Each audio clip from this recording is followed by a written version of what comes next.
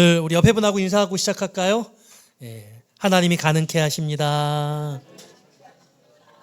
네.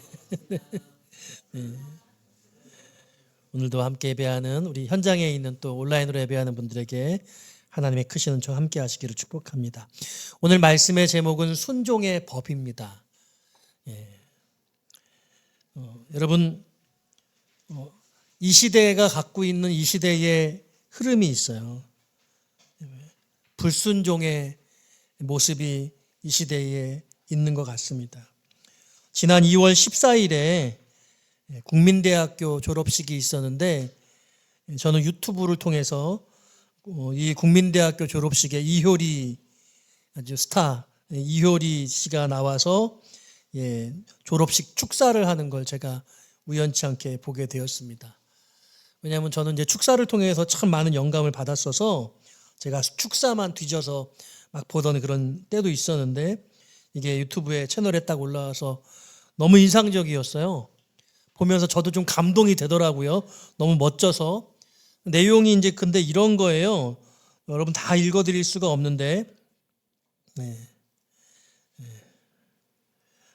사실 저는 이렇게 여러 사람 앞에서 연설이라는 것을 처음 해보는데요. 연설이 무엇일까? 네이버에 검색을 해봤습니다. 연설이란 여러 사람 앞에 자기의 주장이나 주의 또는 의견을 진술함이라고 되어 있더라고요. 주의, 주장, 의견. 근데 사실 제가 별로 좋아하지 않는 것이 누가 자기 주의, 주장, 의견을 저에게 말하는 것입니다. 특히 길게 말하는 거는 더더욱 싫어하는 스타일인데요.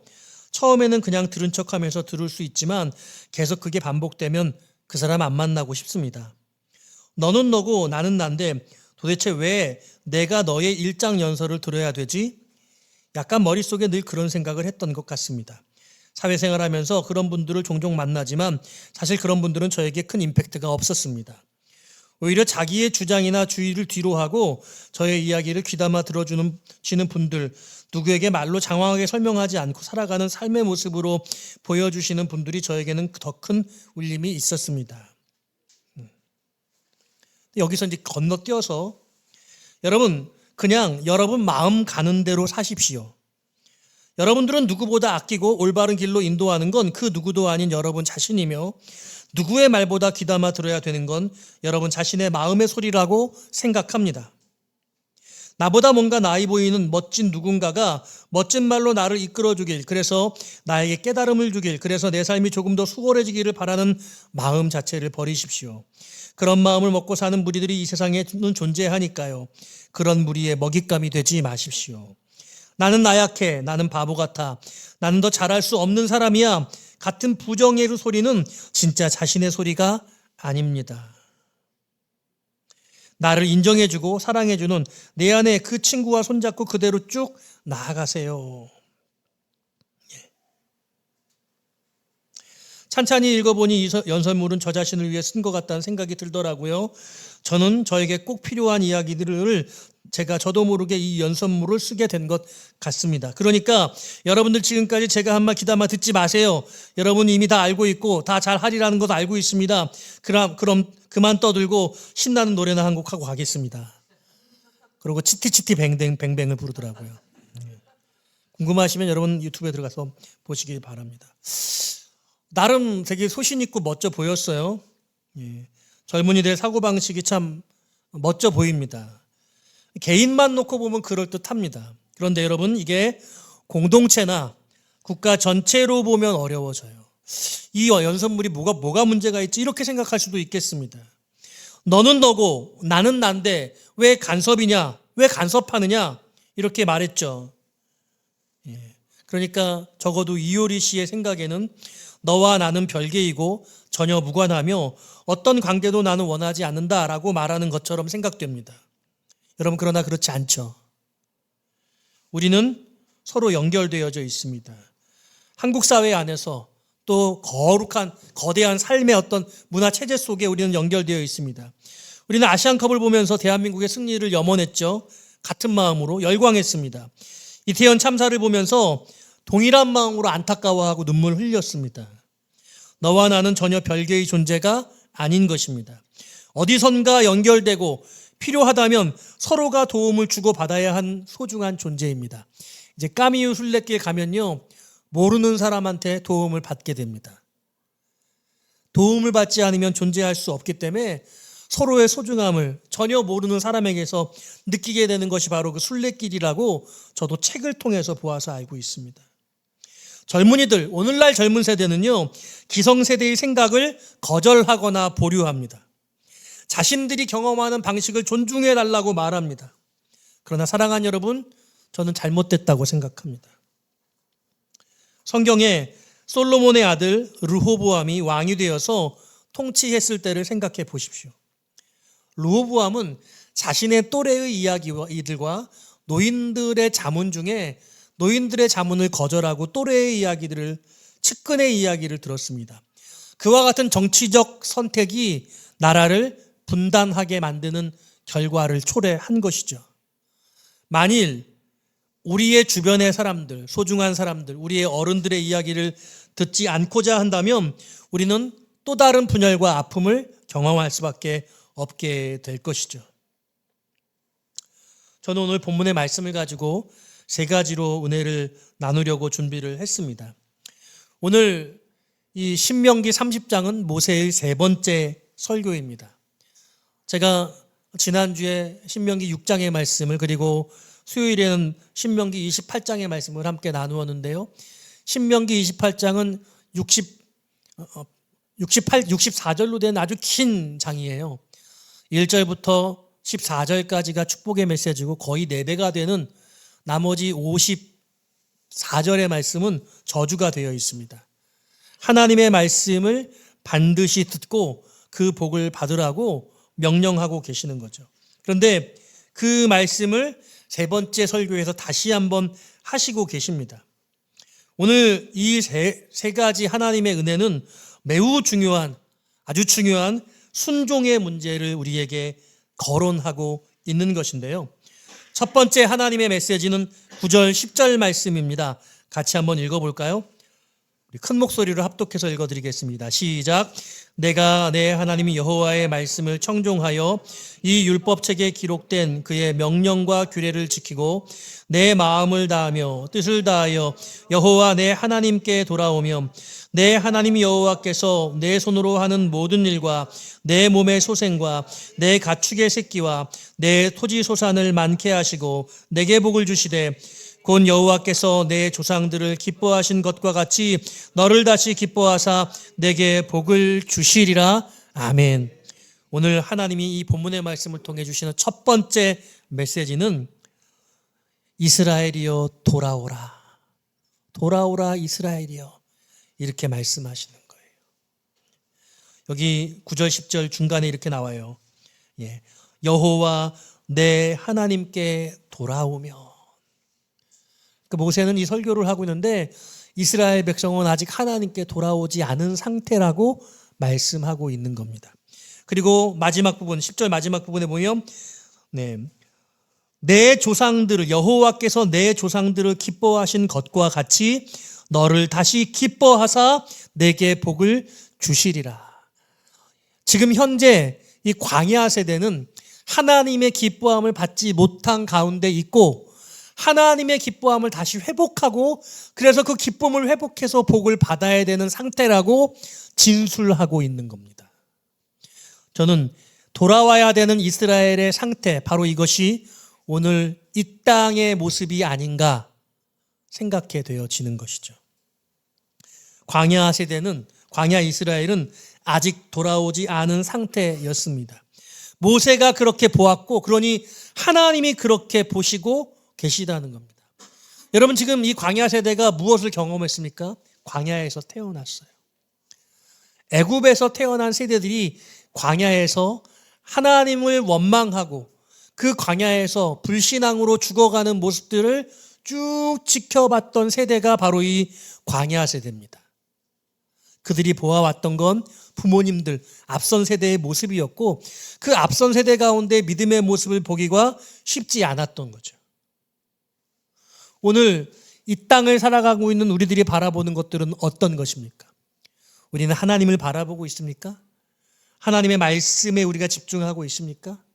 아니면 세상 것을 바라보고 세상 사람들이 추구하는 성공, 부, 갈망 이런 것들을 우리가 추구하고 있습니까? 지금 이스라엘이 돌아와야 한다고 말씀하고 있고 하나님의 기쁨이 회복되어야 한다고 말씀하고 있는 거예요. 오늘 이 시대는 모두 다 자기 자신을 순종해요. 내 바람에 내 마음속의 원함을 따르고 내가 생각하는 내 생각에 순종하고 내 생각이 가장 중요하고 내가 원하는 것이 필요하고 그것이 가장 소중하기 때문에 우리는 모두 우리를 섬기고 우리를 따르고 있는 거죠. 우리 자신을 따르는 겁니다. 저는 여러분들이 이 이야기에 반론을 가지기를 바라요. 나는 나를 따르지 않고 하나님을 따르고 있고 하나님의 말씀을 따르고 있고 하나님께 순종하는 삶을 살고 있어. 여러분들이 그렇게 생각하기를 바랍니다. 정말 그런지 그렇지 않은지 여러분 오늘 말씀을 들으면서 깊이 되새겨 보시기를 바라요. 오늘 이스라엘 백성들 이 광야 세대는 아버지 애굽 세대 그 애굽 세대를 바라보면서 그들과 함께 40년 동안 거기서 광야에서 태어나고 그 부모 세대들의 모습을 보면서 쭉 지켜왔고 이제 가나안 땅을 들어가야 하는데 모세는 뭐라고 이야기하고 있냐면 너희는 하나님께 돌아와야 할 상태에 놓여 있어 라고 말하고 있어요. 그리고 하나님이 아직 너희들을 기뻐하지 않고 있는 상태야. 너희들이 돌아와서 하나님의 기쁨을 회복해야 돼 라고 말씀하고 계시다는 거죠. 여러분들은 어떠세요? 내가 예수님을 믿어요. 나는 하나님의 자녀예요.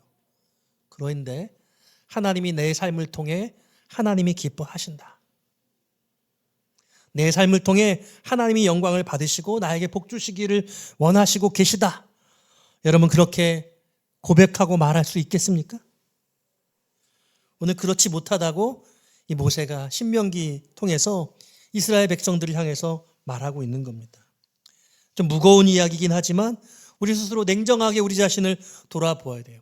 하나님의 기쁨으로 살기를 원하는데 하나님의 기쁨대로 살고 있지 못한 모습이 아닐까?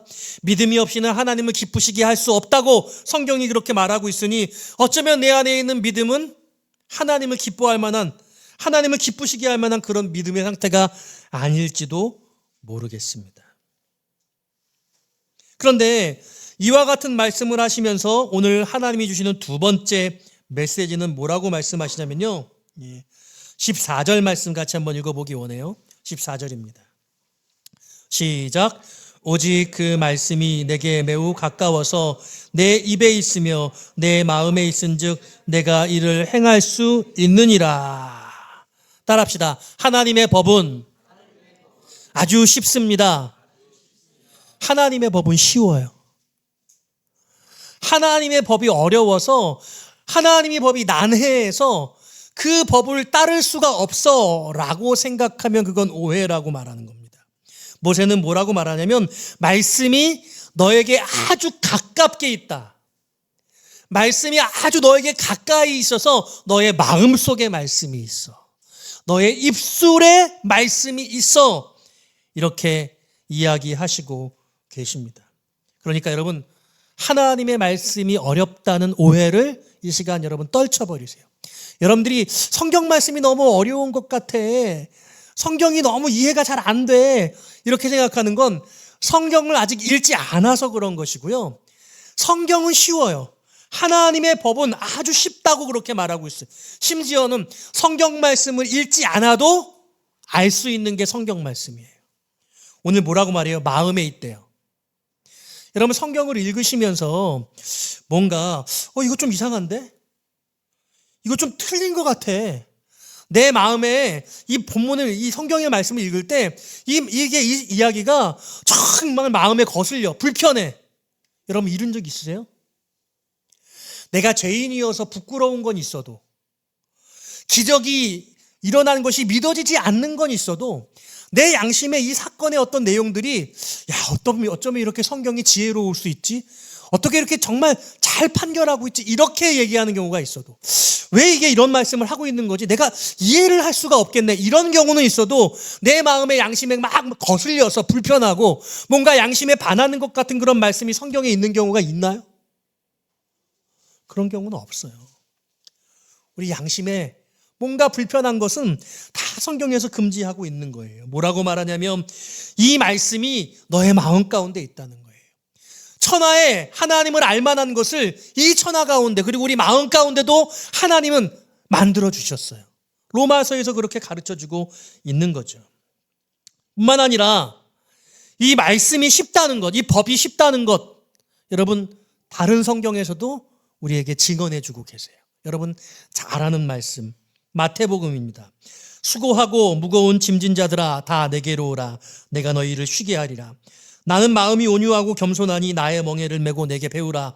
그리하면 너희 마음이 쉼을 얻으리니 이는 내 멍에는 쉽고 내 짐은 가벼움이라 하시니라. 오늘 신명기에서는 법이라고 말하고 있는데 예수님은 신약에 와서 뭐라고 말씀하시냐면 그것을 멍에라고 말하고 있고 짐이라고 그렇게 말씀하고 있어요. 여러분 예수님이 너희들 피곤하지 힘들지 인생의 무게가 얼마나 무거워요. 여러분 먹고 사는 거잖아요. 인생이요. 시집가고 장가가는 거예요. 별거 없어요. 근데 그게 그렇게 힘들어요. 살수록 힘들어요. 나이가 들수록 어려워지는 거예요. 예. 그래서 그 짐을 좀 내려놓고 싶어요. 근데 주님이 이렇게 말하는 거예요. 수고하고 무거운 짐지들아 다 내게로 오라. 내가 너희들을 쉬게 하겠다. 근데 내 짐을 지어야지 쉼을 얻을 수 있어. 여러분 주님이 주시는 짐을 지으려면 어떻게 해야 돼요? 내 짐을 내려놔야 돼요. 내 짐을 내려놔야 주님이 주시는 짐을 지을 수 있잖아요. 근데 어떻게 생각해요? 내 짐을 지금 지고 있는데 주님이 우리에게 주시는 짐이 더 무겁다고 느껴지는 거예요. 예수님의 십자가가 더 무겁게 느껴져요. 신앙생활 왜 못해요? 신앙생활 하고 하니까 주일날, 일요일날 교회 가야 되잖아. 봉사하라고 하잖아. 헌금하라고 그러고 11조 하라고 그러고 신앙생활 너무 어려워. 사람들이 그렇게 생각해요.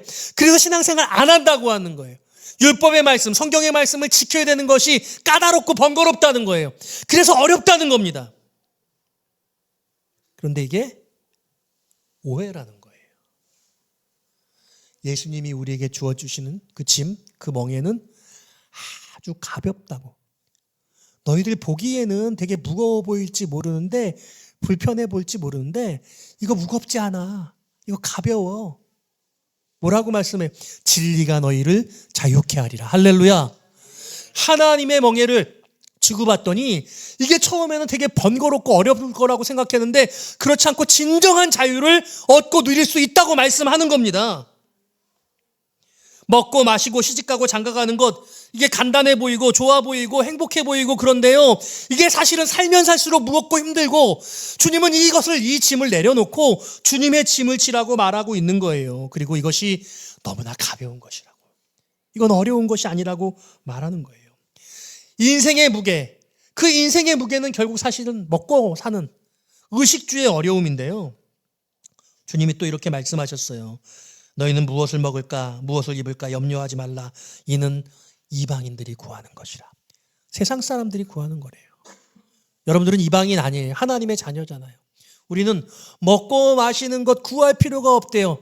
하늘 아버지께서 다 아신다고 말하는 거죠. 너희는 먼저 그의 나라와 그의 의를 구하라. 그리하면 이 모든 것을 너희에게 더하시리라. 할렐루야.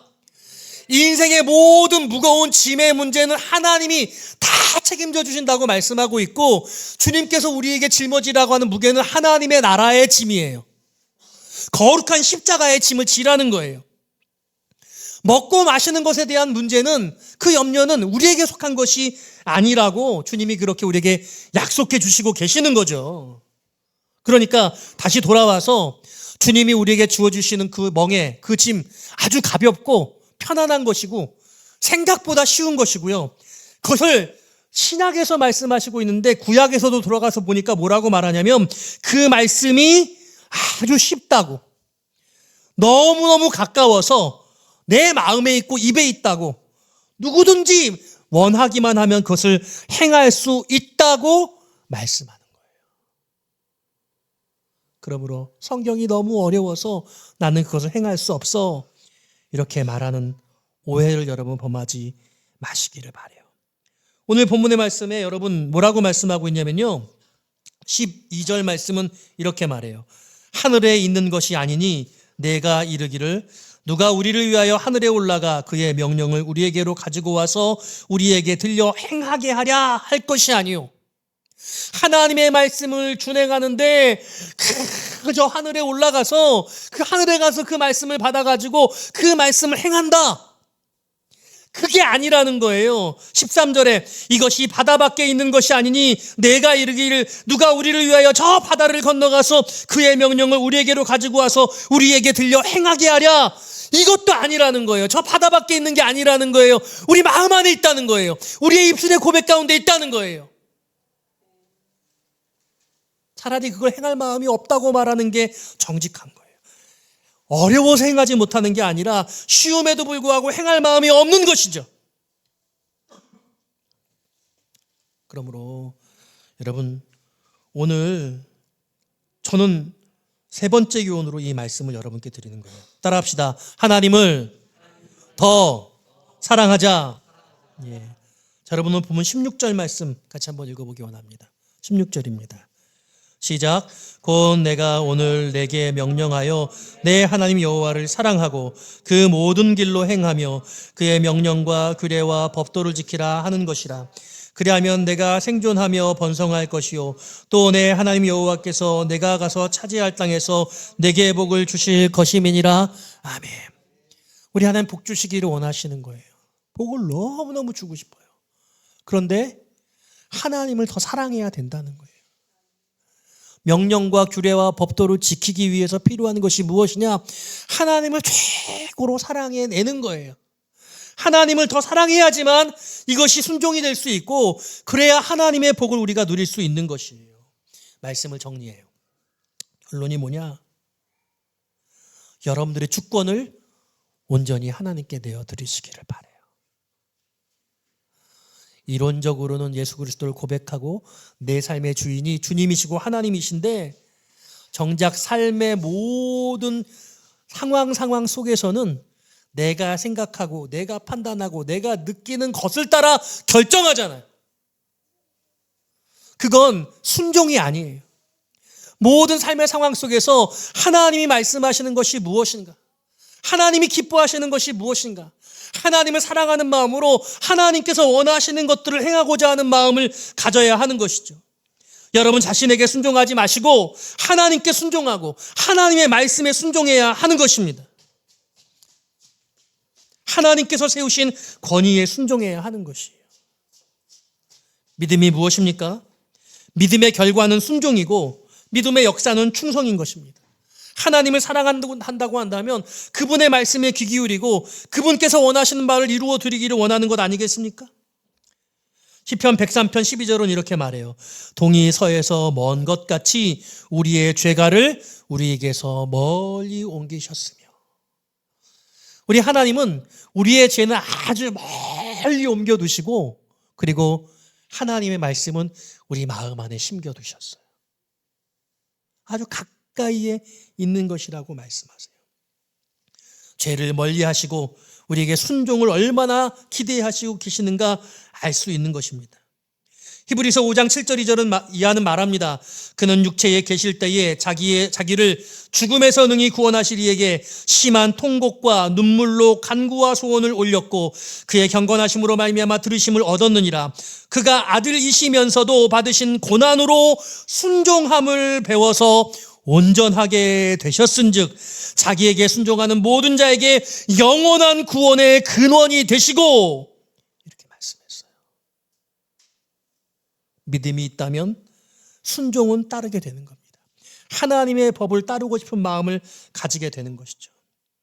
여러분 잘 아시는 사무엘상 15장 22절 23절 말씀이에요. 여호와께서 번제와 다른 제사를 그의 목소리를 청종하는 것을 좋아하신과 같이 좋아하시겠나이까? 순종이 제사보다 낫고 듣는 것이 순양의 기름보다 나으니 이는 거역하는 것은 점치는 죄와 같고 완고한 것은 사신 우상에게 절하는 죄와 같음이라.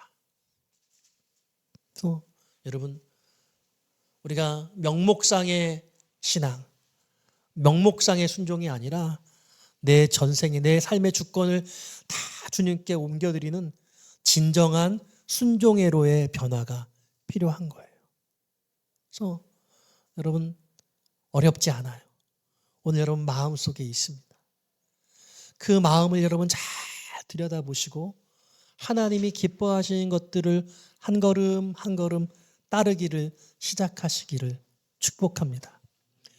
오늘 삶의 복은 여러분들의 인생의 무거운 짐은 순종의 삶으로 변화되어지는 그 역사 속에 하나님의 복으로 펼쳐지게 될 것입니다.